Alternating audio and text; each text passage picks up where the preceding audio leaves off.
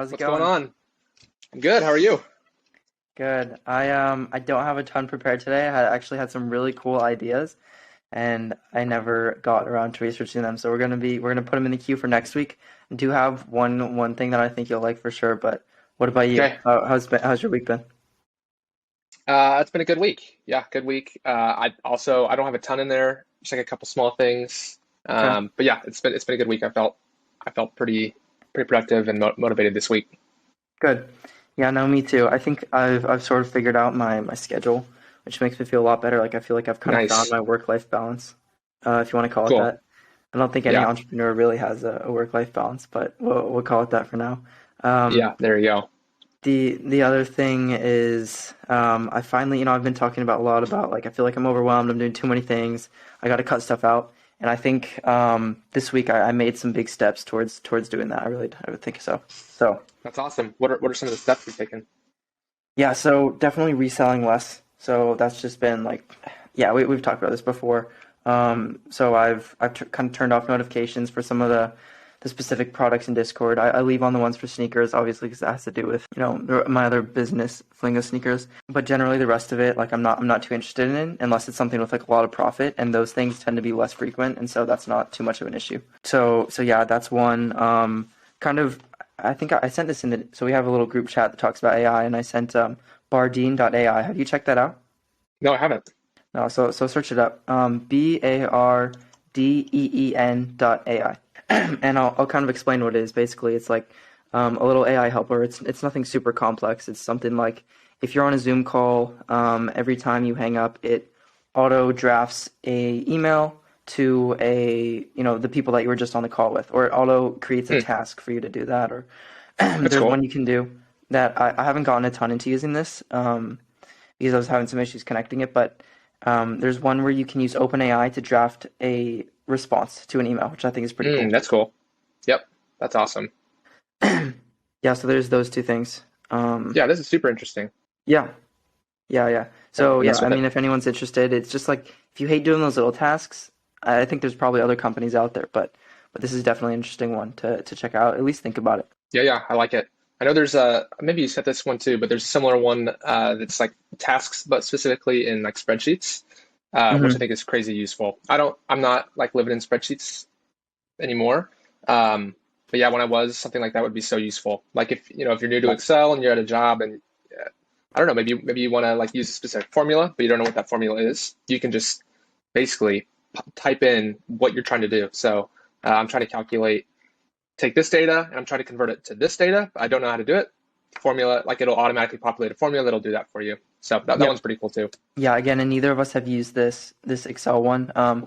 The one other one that I sent over is actually in Excel. It's separate from what we were just talking about, but essentially what you do, it's called like GPT for Sheets, Chat GPT for Sheets, I think. It's a Chrome extension, maybe. Okay. And anyways, you go in Sheets and you kind of type in like one column's like uh, five names, and then the next column is like bath bombs, and then you put in the Chat GPT column, and it comes up with like five brand names for bath bomb companies, whatever. And so Mm, there's a million different variations. I think that one just kind of caught my eye, and so I tried out that one. But yeah, there's so much potential. I think a lot of these companies aren't developed super well, but there's going to be a lot of things nope. that come out of it for sure. Yeah, agreed. Yeah, I think this whole AI boom is like is interesting. There's so many companies. I don't know if you're Hmm. subscribed. There's a newsletter called Ben's Bites. I know Yeah, you're which subscribed to a by million. the So way is the Milk Road for AI. Like he nailed it. yeah, Yeah, he's oh gonna have a yeah, he huge nailed it. exit down the line. Yeah. Yep. So if you're interested in AI, check out Ben's Bites. It's awesome. It's a daily update. But basically, he kind of has like a few different segments in each newsletter. One of them is like new interesting products to check out. And every day he's got a list of like 15 new, not even just products, but new companies every single Yeah. day, and they're all different. And yeah, it's just interesting because it seems the barrier to entry in this on AI right now is so low. You've got all Hmm. these, indie hackers just creating these small businesses. And I think what's going to happen is most of them will fail, but I think there's going to be like 5 to 10 like powerhouses, like ten, tens of billions of dollars of valuation. Maybe even, Yeah. like OpenAI, I think could be have $1 trillion Hmm. valuation one day. Yeah. And let's just talk about this. Like even if you are one of those startups who is probably gonna fail, that's okay. Honestly, like if you Yeah, yeah. fail, then that might be your ticket into working at one of the big, the big people that make it. Like if you have a resume that says, hey, I tried this out, didn't end up working out, and here's why. Here's what I did wrong. I learned from these mistakes. I think that's actually a lot more powerful than most people would think.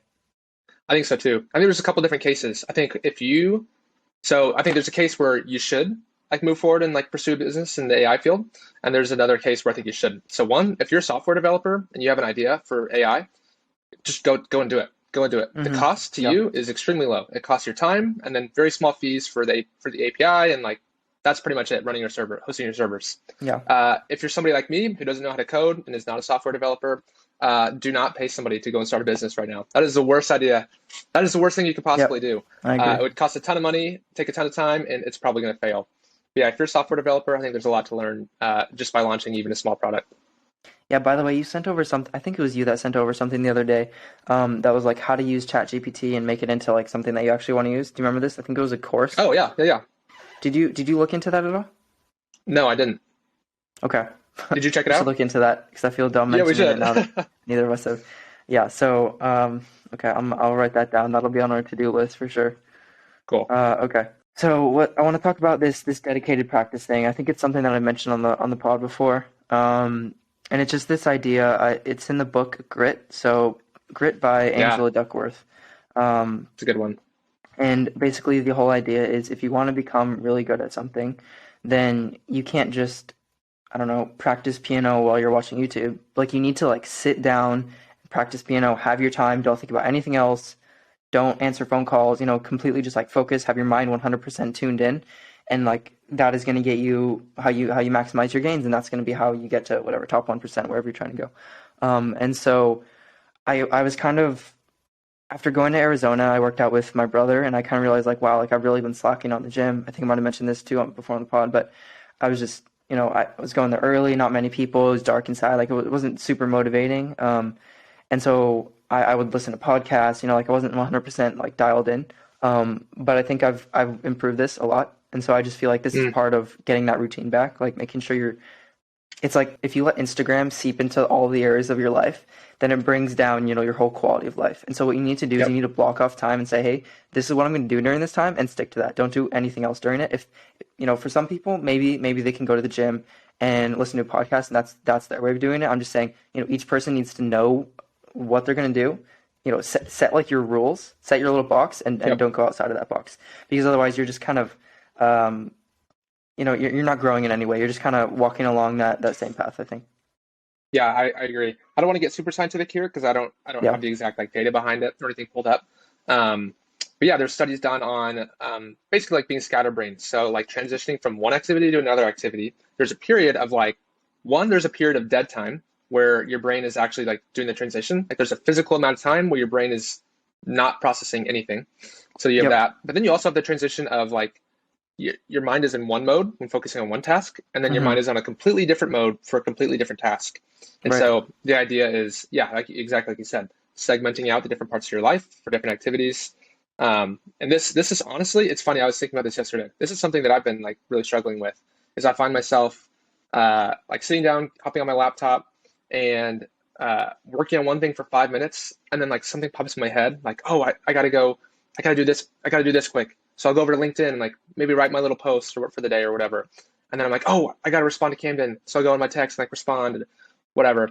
And yeah, dude, it drains your time, and Hmm. I'm way less efficient. Yeah. No, it's tough. It's not an easy thing to beat. By the way, how's your LinkedIn thing going? That's fine. I think growth is like slowed a little bit, Okay. um, which is strange. Like I've been doing like the same thing that I Yeah. was before. Like just connect. Like I've maxed out my connections every week. Well, the past 2 weeks. Hmm. Um, so yeah, I don't know. It's slowed a little bit, and I don't have any engagement on my posts. Last week we Okay. kind of talked about engaging with other people. Like I haven't really done that. I haven't gone through and like taken the time to go through and comment and like put thoughtful responses in people's posts. Right. That's probably the next step. Yeah. Yeah. Okay. While we're on this topic of dedicated practice, I want to bring up something. So this is actually from my girlfriend. So shout out to Maya. She Nice. brought this up, and I think it's really cool. So it's a super, super long email. like seriously super long. Hopefully I'll have time to go through and read the whole thing, but let me just read you some excerpts. So Icelandic guys are the longest living men on the planet. They make it to 81 years old, and they beat the world average by 13 years. Wow. Pretty considerable. Yep. But it's not because of their lifestyle, so they're just as obese as everyone else. Their activity levels are nothing crazy, so why do they live so long? So some guy, did a study and realized, hey, everyone who's on Iceland has pretty much been there, is from descendants who have been there for 1100 years. So there's not really any migration in or out. And so what they discovered, or what their theory is that it's all in the DNA. And so Iceland is a horrible place to live, they say. So like in the wintertime, it's down to like 4 hours of sunlight a day. There's hardly any food. And so what their idea is that it's just like they've struggled so hard, and all the people who are left living are just an incredible quality, of human. And so this is where they kind of figure out, like, in order to get to this point, like what got them there was discomfort. And so you need discomfort in order to like get to the next level and like reach your maximum potential, basically is the point of this. And so I don't know whether it's going to the gym in the morning, waking up early. I'm not saying you have to do those things. There's lots of other ways. Discomfort might be not eating your favorite food every single day. It might be taking a cold plunge. Like that's pretty common. It might be running an extra 2 minutes. I don't know. There's a million different ways to do this, but I think you need to figure out a way to constantly have this discomfort in your life. Maybe it's once a week, once a month. I don't know what the exact amount is, but I think it's a pretty cool idea.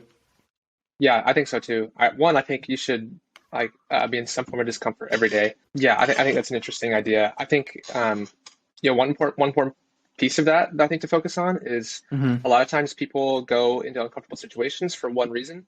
That reason is for an expected outcome. So I'm going to go have this uncomfortable conversation with this person because like there'll be a good it's a good networking opportunity, and maybe this will lead to something down the road.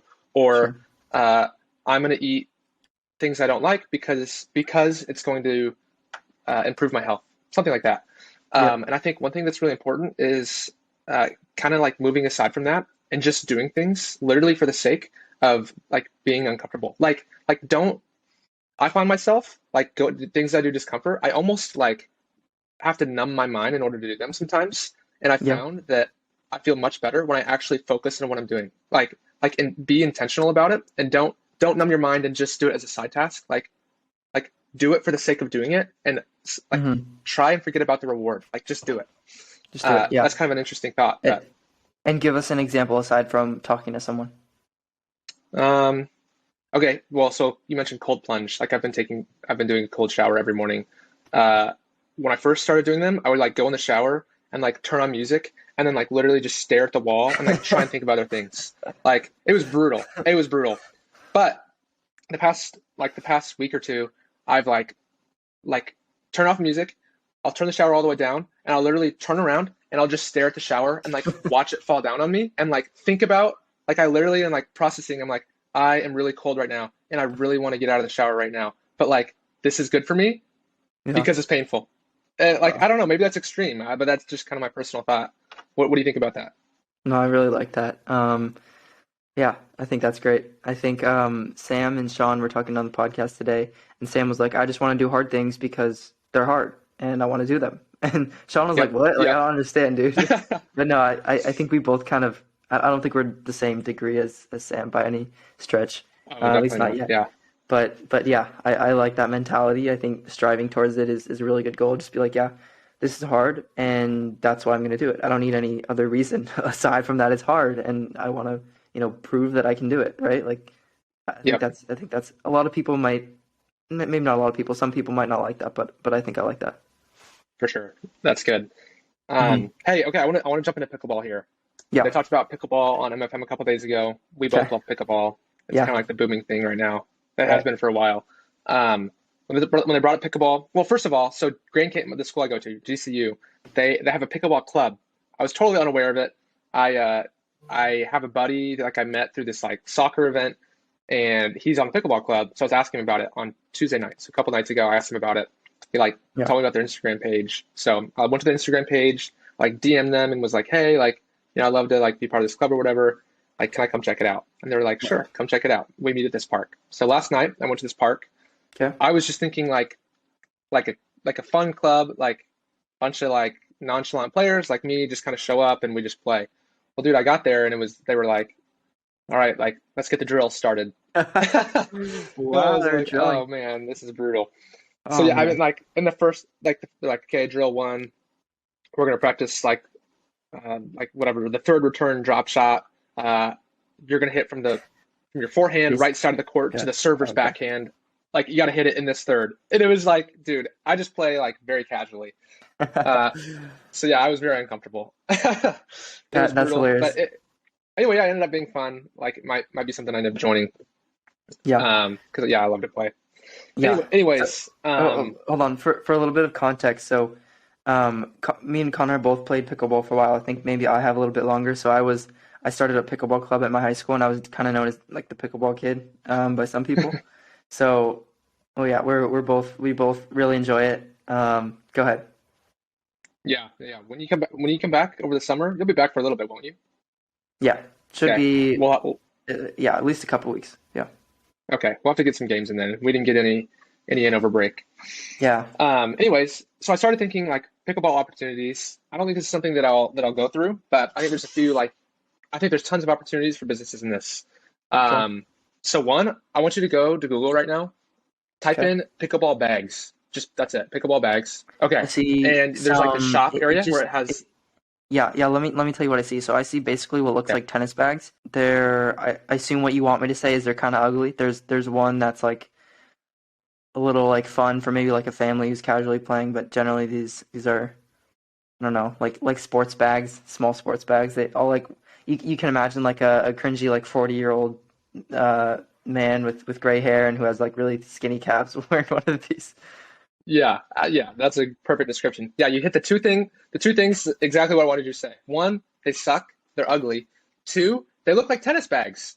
Yep. So here's my thoughts on this. One, pickleball is not tennis. Like the people who play tennis, some play pickleball, but the majority of people who play pickleball are not tennis players. Like Nope. completely different sports and completely different like demographic. So I'm not sure why, but all these companies are creating pickleball bags that look exactly like tennis bags, and they're Yeah. all really ugly. And there's this like push right now for with like in the younger generations for pickleball, and there's no cool bags. So I wanted to buy a bag. I looked at the bags. I was like, these suck. So I ended up not buying a bag. So I think there's an opportunity for someone to come in and just like create like cute, fun, like pickleball Hmm. bags, and yeah, that seems fairly simple. And the other Yeah, thing is, I think well let me just say I go think the ahead. pickleball bags, all the pros they're going to be wanting these kind of bags, and so what you need to do is you need to target like the general masses. You know, the people who play pickleball once a month or maybe it's every Yeah, week, but you know they're playing with their family. They're not taking it super seriously. Maybe they're usually not drilling. You know, they want something that looks good. Like that's what they care most and has utility, but looks good. for sure. Yeah, it doesn't need to be anything fancy. Like, doesn't need any specific features. Just like Right. even like a just a little carry case, you just slip on over the paddle. Like, I think people would like that kind of thing. I do think there's a lot of those already that exist though. Yeah, Just better. yeah, you're right. There are some, but I don't think there's any that are that cool. Yeah, but I guess that's more of a personal opinion. This kind of leads to the next one. So I think there's an opportunity like pickleball, like pop-up shops. So Okay. there's plenty of courts that host like small tournaments. There's plenty of courts that are busy during specific days of the week. Like people know Tuesday nights from 5 to 8, we all go play pickleball and they're packed. I think you could set up some kind of like pop-up shop. Maybe you like, I don't know, maybe you strike a deal with like one manufacturer, like one brand, and like become a distributor and you just pop up and do demos. So you have like one of each type of paddle with each type of handle. Like you only really need like 15 paddles. Let people Yeah. play with them. And when you're there, set up like a little QR code to order them or carry a bunch in your trunk of your truck or whatever and like sell them there. I think people would love that. Yeah. By So I the think way, most people, yeah, yeah, go for it. I was gonna say, Okay. So I think most people just kind of go on Amazon and just pick a random paddle. Like I don't think yeah. there's many people who actually demo and try out the paddles, especially like on the court. Like that's hard to do. Yeah, no, I think that's underrated. Like being able to try out a paddle is super valuable. So, for example, let's see, this should come out in time. This should come out later. So, like my mom wants a new pickleball paddle, and it's hard to get her one because I don't know what weight she wants, right? And Yep. and so you need to get like if she could test it before, then I wouldn't have to worry about any like returns or anything like that.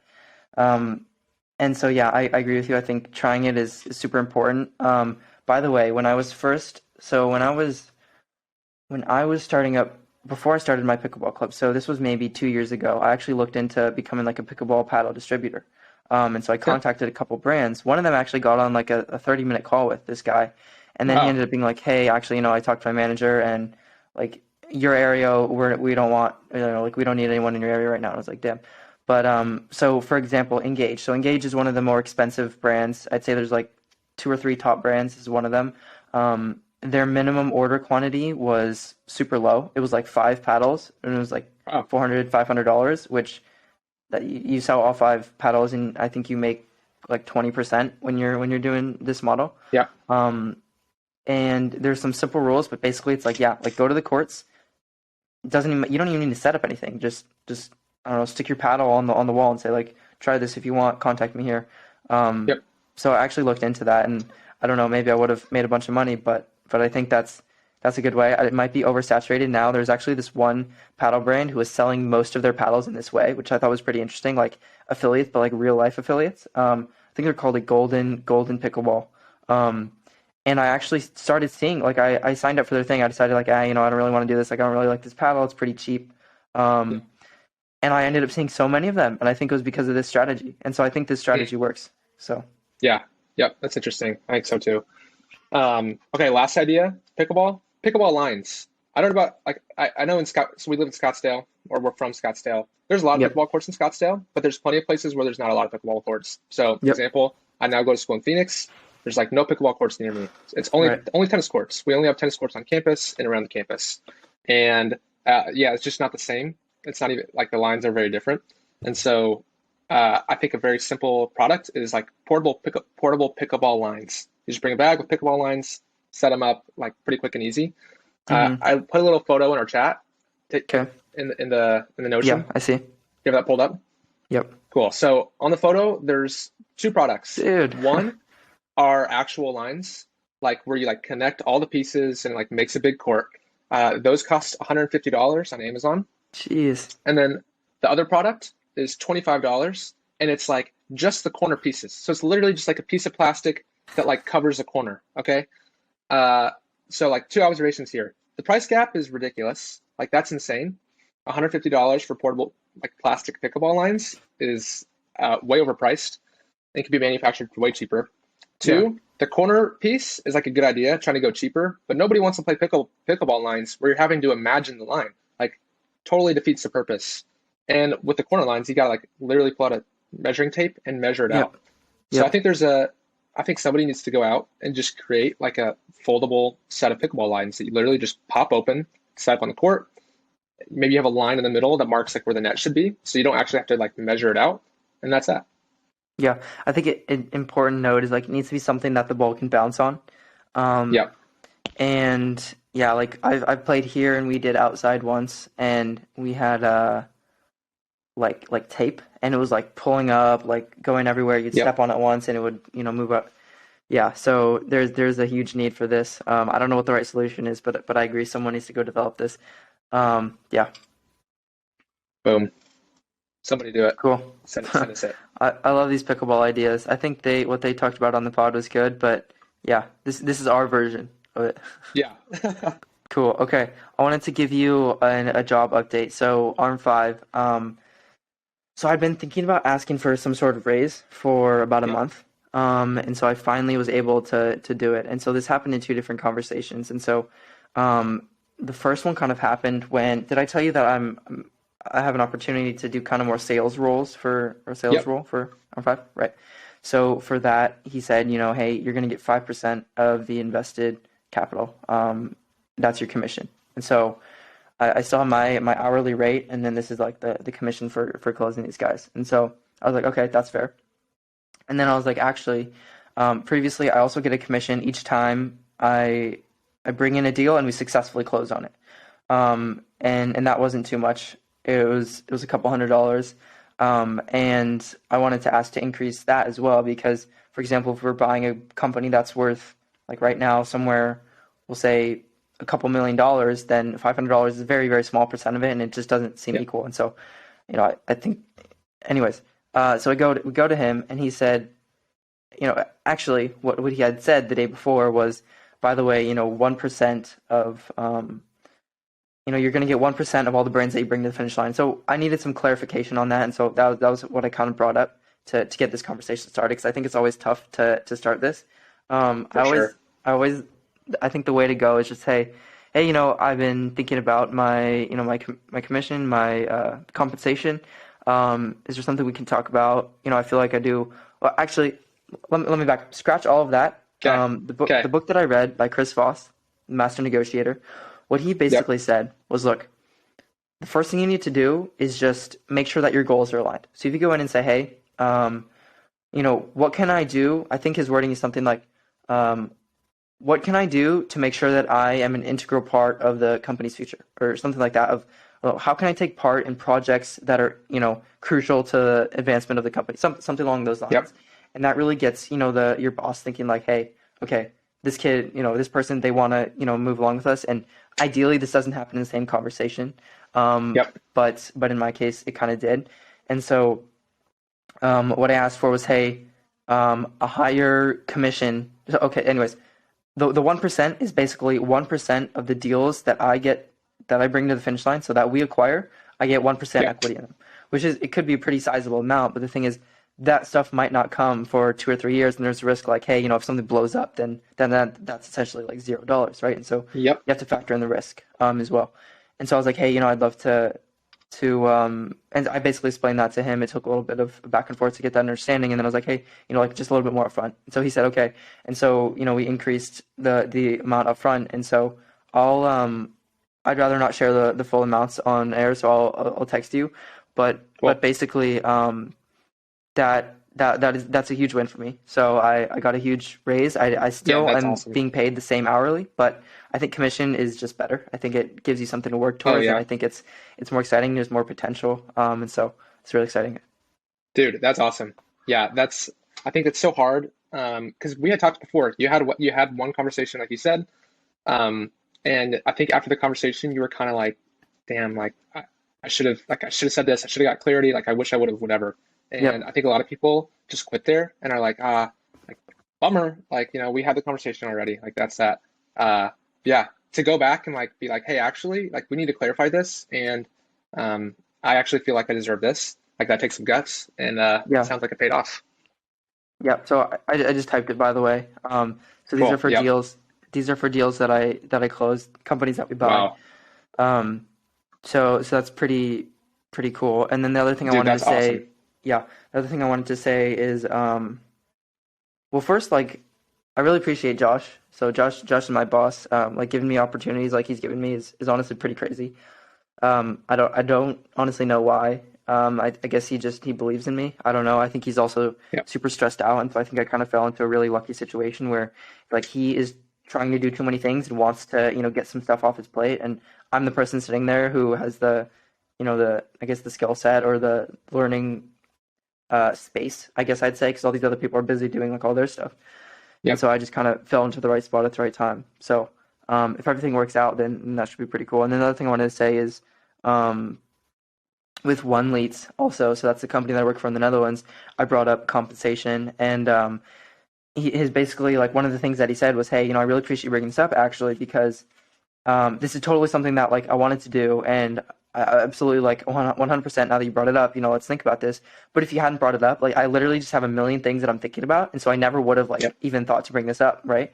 And so I think that's something that's really important, and one of the things that you often get told is, like, hey, just ask for a raise.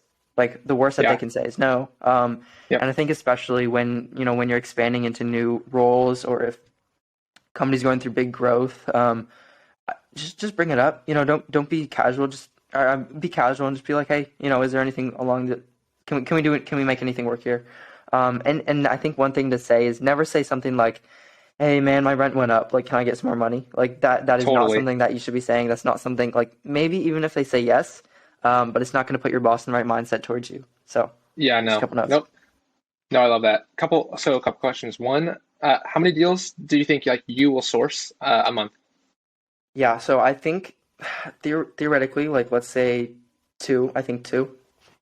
Dude, that's still awesome. I mean, Yeah, that's awesome. yeah, Cool. and it could Um, be up to four. The issue that we've had is like we've had three deals that have been in process of closing for since November, and so that's kind of like delayed everything a little bit. But mm, yeah, for example, I mean, there's three or four other deals that we're working on right now, and they could close anytime. So it's okay, kind of that's a matter cool. of that. Yeah. So it's And actually hey, pretty.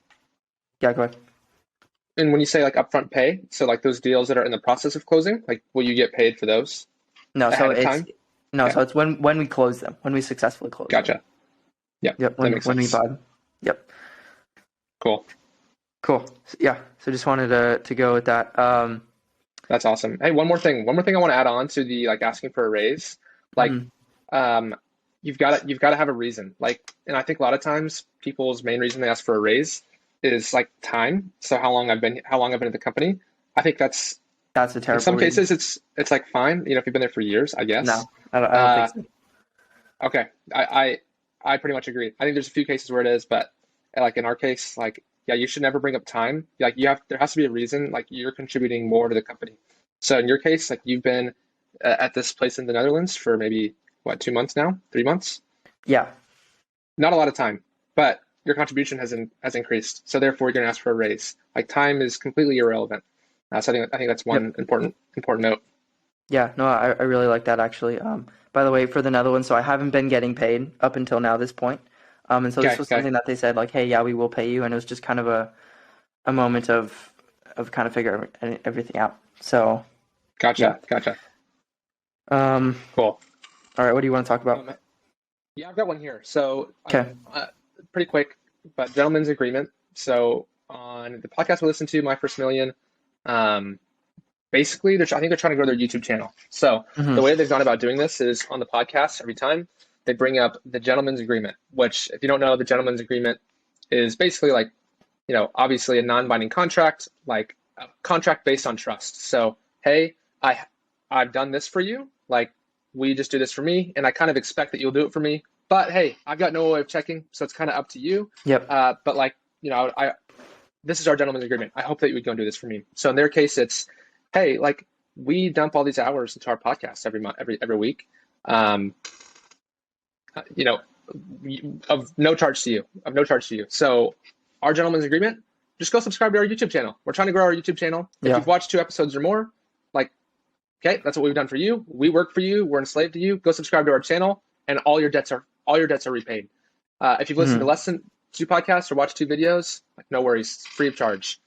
So I think one, that's an interesting like way they've gone about doing it, and I think it's been extremely effective. I've seen like a lot of people on Twitter like posting like, oh, just Yeah. subscribe, and they're Yeah. reposting that, whatever. And it kind of got me thinking like, what's like, how can you apply this to other things? Like in our world, like how Hmm. can you apply this to sales? And I think the motive behind this kind of goes back to um, a, a good excerpt on it is from Dale Carnegie and How to Win Friends and Influence People. Okay. One of the main points I think is like overlooked in that book is the quote is appeal to the nobler motives. So appeal basically to the good in people. And I think Yeah. people in general want to hold up their end of a bargain. Like nobody wants to be in debt. So how do you make somebody feel in debt to you and just encourage them to repay it? Like that's kind of the Hmm. psychology behind that. Yeah. Um, and yeah, I think I think this is an approach to sales that could be pretty effective. What do Hmm. you think? Yeah. Do you have any thoughts on how you could apply this to sales? Like you can say, hey, I'm maybe I'm just thinking this off the cuff, but like, hey, I'm willing to do this for you today. Like if you sign today, will you sign today? But I don't know if that's a good approach or not. Yeah, no, I don't know. I don't have an exact example. Okay. But yeah, like I think in the case of sales, I think you have to give something first. So, Yeah. um, I don't know what that is. Like, hey, like I'm gonna set up this free trial for you. Like I'll give you 2 weeks. Like I just ask that you'll hop on the demo with me so that like I can show you how it works. But hop on the demo. Like I'm gonna set this free trial up for you regardless. I'm gonna throw this demo on the calendar. Like if you have time to hop on, great. If not, no worries. Like feel free to dive in. But like I'm doing this for you. In return, hop on the demo with me. Yeah, I like it. So I guess kind of what this boils down to is like reciprocity. So this is something I Yep. read in the book, Psychology of Persuasion. I think, yeah, that's what it's Yep. called. And basically the idea is if you do something for someone, they feel in debt to you, just like you said, and they're willing to do something back for you. And oftentimes, they're actually willing to give you a lot more, like significantly more than what you gave them in the first place. And so it's a pretty easy way to get kind of stuff out of people and manipulate them if you're evil. But really, just I suppose like this, yeah, this very, very useful in sales. Like for example, one thing that we're doing in ARM5 is, hey, if we want to get more investors, so we're coming up with this PDF. And so when you say, hey, like click here, get this PDF, it's going to teach you about this, this, this. Then if they download this PDF, if they read it, then it's like, oh, okay, like this person just gave me something of value. And that's what people are always saying, like lead with value, like always give them value first, and then worry about getting for yourself later. So yeah, For sure. Yeah. I think I think this is important. Alex Ramosi talks about this a lot.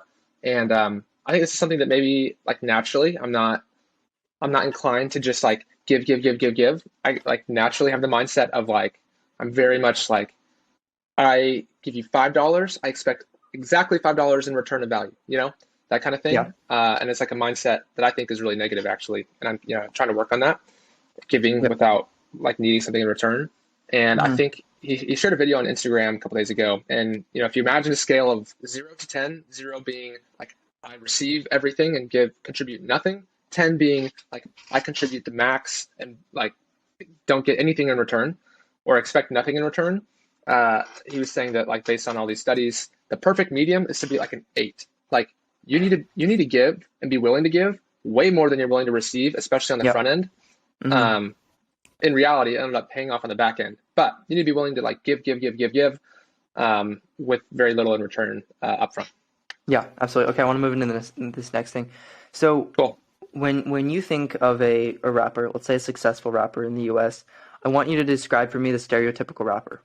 Young, like party crazy, like just splurge, like houses, cars, chains. Uh, I think like girls, like sex appeal, that kind of thing. hmm Um, and honestly, I usually think like unintelligent. Like, uh, yeah, Yeah, yep, perfect. You nailed it. So here's my idea. There has been a lot of people who have been successful using this model, and so let me give you the what other people have done, and then we can go into what I think you could do here. So first, there's the guy who exposed the Liver King. What he basically does is he goes and he says like, hey, this person, this fitness influencer, whatever, this bodybuilder is taking this steroid, and this is why, and this is how I know, and all of this stuff, right? So completely breaks them down, completely exposes whatever they're doing wrong. In some cases, maybe they're not using steroids at all, whatever. I don't know exactly what his model is. Um, there's someone else that they talked about on the pod that did something similar. I think for shoot, I'm blanking. I had another one. Anyways, we'll go with that. You can get the idea from this.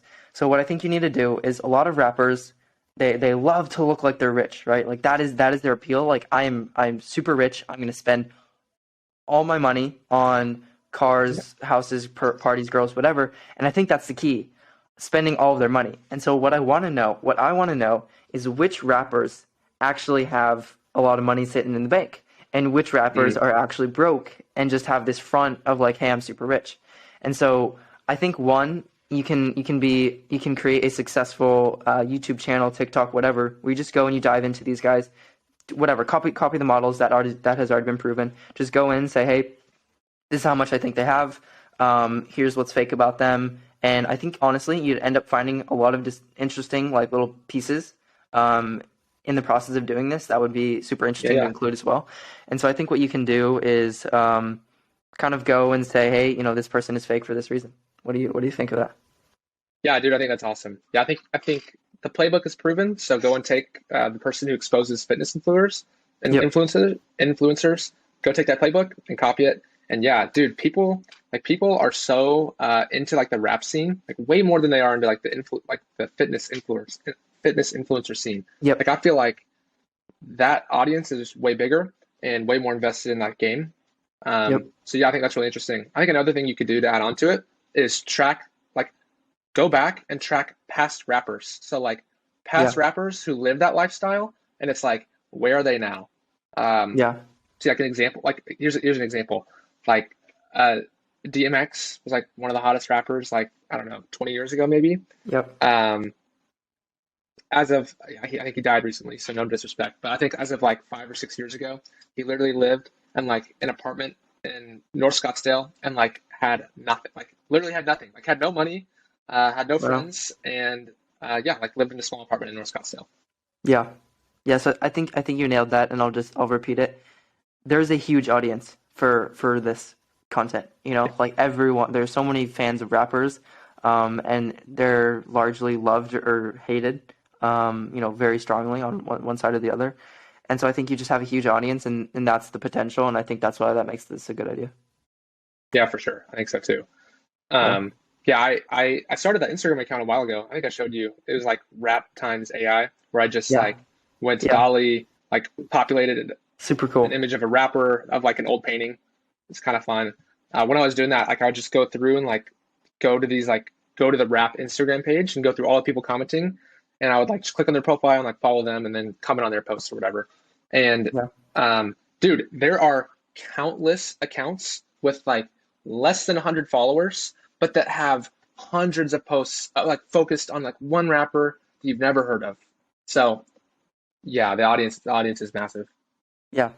Okay. Last thing I got. So I want to do a Billy of the week, except this Billy sucks, and I'm going to tell you exactly why you should hate him too. Okay. Okay. So Hey, this guy, what's Billy of the week? Billy of the week. Yeah, explain Billy of the week. Sure. So on My First Million, Sam and Sean, they do this thing where they say Billy of the Week, and it's basically someone who's either a billionaire or has the billionaire energy, like super like rich, like super got everything figured out mentality. And they've just done something incredible that we feel the need to call out. Boom, nailed it. Cool. Okay, so I want you to Google this guy, Eric Baker. Eric with a C, and then Baker, just like I don't know, Baker. And I want you to just give a visual for all the listeners. Like, what does he look like? Looks like he could maybe be in the mob, like the Italian mafia back in the day. Ah, He's got like the slick back hair, like a little bit curly, yep. uh, like pretty sharp looking dude, the bushy eyebrows. Yeah, pretty Looks pretty pretty sharp looking. intense. Yeah. Yeah. Yep. So, all right, what has he done? So he is the founder. Have you ever bought tickets to go see a concert or a baseball game, football game, something like that, off of a resale site? Yeah. Yep. Okay. Do you have any idea what site you used? I've used like StubHub, Game Time. Bingo. Okay. So he is one of the co-founders of StubHub. And his story kind of goes something like this. So he was in college and met this other guy who I think was more technical. So this guy's not super technical, Eric Baker. And I think he was in college around 2000. So this was right around the dot-com bust. So everything happened in dot-com, and they had this idea like, okay, I think one of the guys, the story is like, okay, he wanted to go see a Broadway show with his girlfriend, couldn't find, any tickets. So this is before all the internet. He literally had to like go to a street corner and like shout out like, I want tickets, right, in order to figure this out. Anyways, so he realizes there's this huge thing. He knows the internet. He understands how it works. And so he goes, I don't know, somehow him and Eric Baker teaming up. I think there's a couple other people. It's not too important. Eventually what happens is Eric Baker gets kicked off the co-founding, kind of board or team.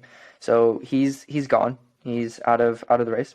What happens is they actually, StubHub sells to eBay for $310 million, and I think Eric Baker was the second largest shareholder. So let's just say he got somewhere around 30% of that. So that's pretty considerable. So we let's just estimate between 50 and 100 million. Okay, so pretty considerable considering that he got kicked out of the team.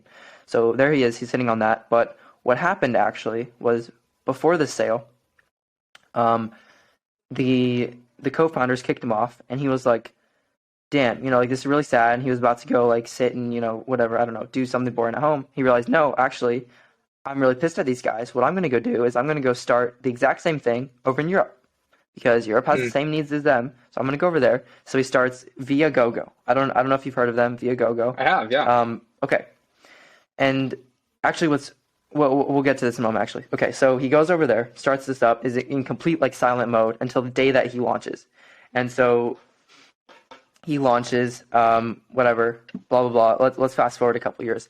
So what happens is Viagogo, StubHub, they're competing. I think StubHub goes into the European market, whatever. StubHub is owned by eBay at this point. And then what happens is, by the way, I want you to just Google Viagogo because what you're gonna Okay. see is you're gonna scroll down, and at some point you're gonna see Trustpilot. And when you get to Trustpilot, you're gonna see what the ranking is. I want you to tell me what the rating is. Oh wow, 1.6 stars. That's horrible. 1.6. Exactly. 1.6. 1.6. So that's terrible, especially for a platform of this size, like millions, Yep. probably not, or probably even up to like billions of dollars in valuation. Yep. And so this is just the start of the downhill. I don't know, the downward spiral for Eric Baker.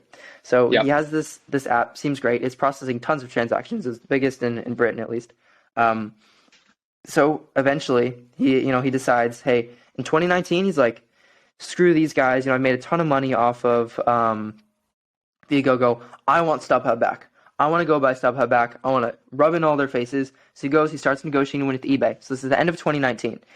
And I want you to dig real far back for me and tell me what happened in the beginning of 2020 that turned all of our lives upside down. Let me think. COVID. Oh, no way, COVID. So COVID happens. COVID gets announced, and 2 weeks later, they finalize the deal. And I want you to just guess for me some amount that StubHub was bought for. I have no idea. I'm gonna go with, I don't know, 1 billion? Okay, 4 billion. 4 billion. Okay. So the terms of the deal is 50% cash and 50% is debt. Wow. So he raises debt from two huge VC firms, I think. So 2 I don't billion, know. 2 billion up front. Yeah, so I think it Wow, was that's 2 crazy. billion in cash is what I saw. So 2 billion over to eBay, 2 billion in debt. So actually, it might have been like 100% cash. So I assume that's what it was. But essentially, 2 billion was debt from the company to these VC Yeah. firms. So they were getting a piece of pie, just with two investors. I think huge VC firms. And so what happened was just a spiral of events. So COVID happens, completely shuts down like 95% of all of these guys' revenue. So completely screwed. Guys were writing articles like, I wouldn't be surprised if StubHub goes bankrupt, all these kind of things. Essentially what happened was there was a government intervention too in the UK that was like, hey, Viagogo, actually you can't buy StubHub. Like, we're going to put this whole thing on pause. And so Eric Baker was literally sitting there like in his house. He couldn't call up the managing team on StubHub, I think is what it was. He literally could not talk to them because he was under investigation. And so he's just sitting there like having blown probably a huge portion of his money, with more of it draining. And so he's sitting there, not knowing what to do. And I just want to say, I'm so happy that this guy got screwed, because back in like August or September, I bought and I resold some Kendrick Lamar tickets. Sounds totally fine. What happened was I sold them about a month before the event happened, and StubHub said, okay, you need to ship them by this day. Well, what happened was I didn't actually get the tickets from the platform until like a week before the actual event, and so I couldn't ship in time. And so they canceled the order, which is what I expected. And so I relisted them. I sold them. I ended up selling them for a higher price. I was like, okay, this is fine. Later on, and then I got a payout of $60, and I was like, what the heck, dude? Like, this was a couple $100s in tickets that I just sold. And so I go and I check the history, and what they did was for those canceled tickets, which was like $270, I think, they deducted that from my future value. And so they Oh my withheld gosh. the money. And I just think, I mean, I don't even know if I need to explain, but basically that's a huge scam, right? Like, they didn't tell me that they were going to do that. Yeah. I for sure didn't cost them that much. And so I think they're like, if I had realized that, I would have made a new StubHub account and relisted those. Anyways, Yeah, totally. I totally, I don't know how he's doing now, but I'm really happy that he got screwed. He made this terrible purchase, and yeah. So what do you think, Eric Baker? Yeah, Eric Baker. I mean, it sounds like you've got like it sounds like you're a version of Eric Baker. Like, you're out to get this guy. Eric Baker had some rage. He had some rage. Went and bought Yeah. his to prove people wrong. He went out and bought his old company StubHub back. And it came back to bite him. It sounds like you've got some rage too. Yeah. And while Also, we're on this, yeah, go for it. I like bad Billy of the week. I think we need a new Billy of the week, and that is Willie of the week. And Eric Baker takes the win for that one. Yeah. Yeah. So I thought that was hilarious. I'm glad I shared that. And I just want to share two other things in relation to this. So first, PayPal. PayPal sucks, and you should hate PayPal. and I don't have a full argument prepared for this one like I did for StubHub. But if you're in e-commerce, if you do anything in e-commerce, if you live abroad, if you do any large amount of transactions, like large thousands and thousands of dollars in transactions, you probably hate PayPal too. Yeah. What I always tell people, and anyone in e-commerce always laughs at this, is like PayPal is the monster that is hiding under your bed, and it is going to come and get you at some point, and it is just a matter of time. So there is countless like PayPal is generally seen, I think, very positively, like in the news, and around general sentiment is like, hey, PayPal, whatever, is so great. No, like so many people hate PayPal. They will freeze your funds for 30 days, 60 days. We have a guy on on my R5 team whose money was frozen for a year. So he was like in Ecuador and his funds got frozen for a year or so. Anyways, PayPal sucks. Yeah, like a full year. I don't know the full story. PayPal sucks. There's a million horror stories. I'm sure there's a ton of good ones on Reddit. Maybe I should go actually find some. And then the other thing I wanted to say is, if you are looking for a side hustle and you don't know what to do, and you decide, hey, I want to resell stuff. So I just want to capture some arbitrage. If you want to do something with very, very little work and with pretty high profit margins, you should start with reselling tickets. Don't start with reselling sneakers. Don't resell vinyls. Don't resell Squishmallow toys, whatever. Don't go to junkyards or thrift places like Gary Vee tells you to do. You should start reselling tickets. One, I think it's very easy to learn how to do, and two, there's a lot of resources out there compared to the amount of people who are reselling it. So it's something that's super easy to buy and make money. Like Kendrick Lamar tickets, theoretically, I would have made I think 100% on my investment. And that was just with 2 tickets. And so you can do this on a much larger scale. You can make many accounts, many emails. It doesn't take a ton of time. So yeah, heads up, go resell I agree. tickets. A lot of money to be made. The one bummer with reselling tickets, like I've resold tickets too, dude, the fees that the companies take, like StubHub, any company, are ridiculous. It's literally 30%.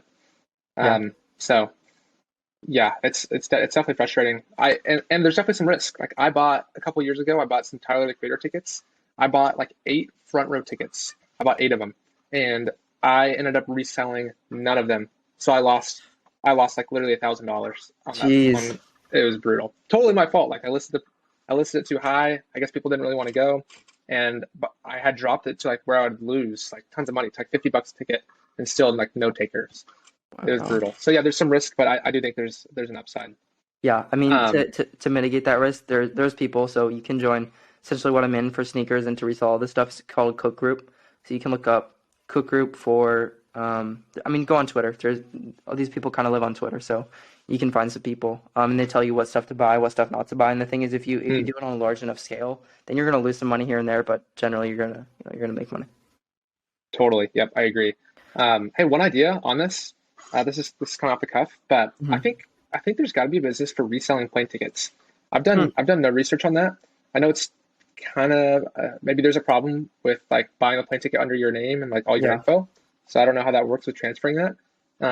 But dude, I find, so I go to Google Flights every week, and I look up flights from Phoenix to Europe, and it's super basic, but it literally, and then for the time frame, I say 1 week trip anytime in the next 6 months. And every now and then I'll find round trip flights from Phoenix to Europe for literally $200. Wow. To various places. It's crazy. And it's just usually just some random week of the year, and usually the deal will only be live for 1 or 2 days. I'll check a few days later, it's gone.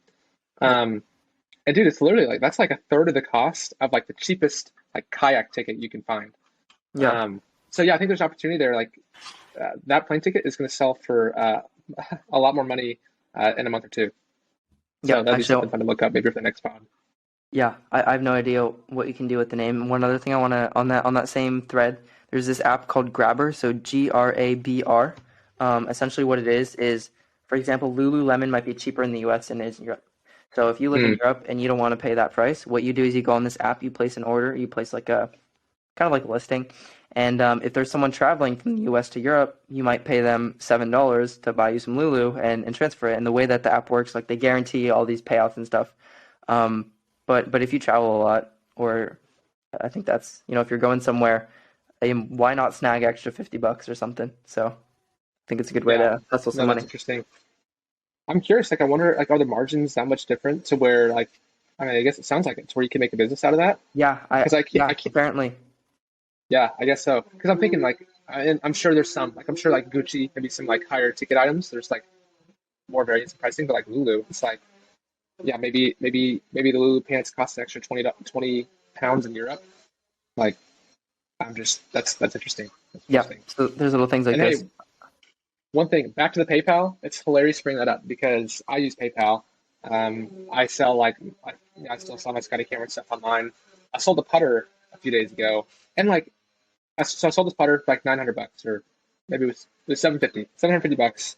Um, I deal with PayPal all the time. I have like tons of transactions in the last couple months, and the guy, for some reason, the guy who bought the putter paid me in like 9 separate payments of like $70 each.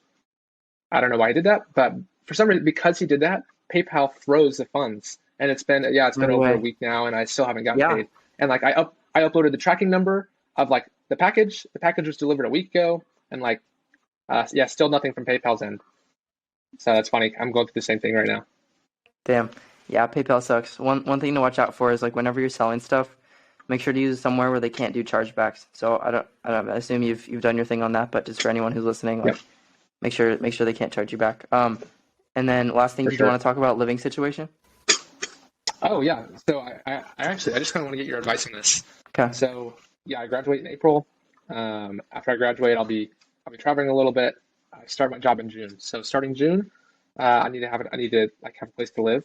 So Yeah. I have what I'm currently thinking is I have a buddy who's moving to Phoenix, working at the same place that I'm going to be working at. Yeah. He needs a roommate, so we were going to live together. We're looking at apartments. Dude, it's actually in Scottsdale. So the apartments in Scottsdale are ridiculous. So to kind of give you an idea of like what we're looking at, Yeah. for 2 bedroom, we're looking at like you can find a cheap one for like 1800, but that's like a pretty like shitty place, like not very Yeah. nice. So that you're looking at like 900 each plus utilities and like furnishings. Uh, or you can pay like a little bit more. So you can find some for like 2300 a month. So you're looking at like 1150 each for like a really nice place, like in Tempe or Scottsdale, like a nice apartment, like nice amenities, but you still got utilities and you got to furnish the place. So I expect I would probably go with the latter, and I would probably end up spending at least $1,500 a month on rent, which Woo. like that's a lot of money. Like yeah, it's a lot of money. And so my parents just moved. I don't have a room at my parents' house, but my little brother is graduating, and now he's officially gonna be moving out. And so my parents kind of offered me like this like place, offered me the room in my house. So like no rent, like no paying for furnishings or anything, and like obviously my parents would be like buying groceries and stuff. So my mom will cook dinner, so I'll save money on that end too.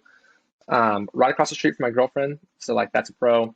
Pickleball court in the backyard, that's a pro. Here's my dilemma. One, it feels like a step back to go and do that, to go live at home. Two, like home is like totally like a safe place where I feel like very unmotivated, like, my parent, like, this is not a shot at all of my parents. My parents like are way older and like totally have the right to do this, but my parents like they kind of work and then they come home and like hang out and like watch TV and we play games Yep. and like sit on our phones, Yep. totally fine.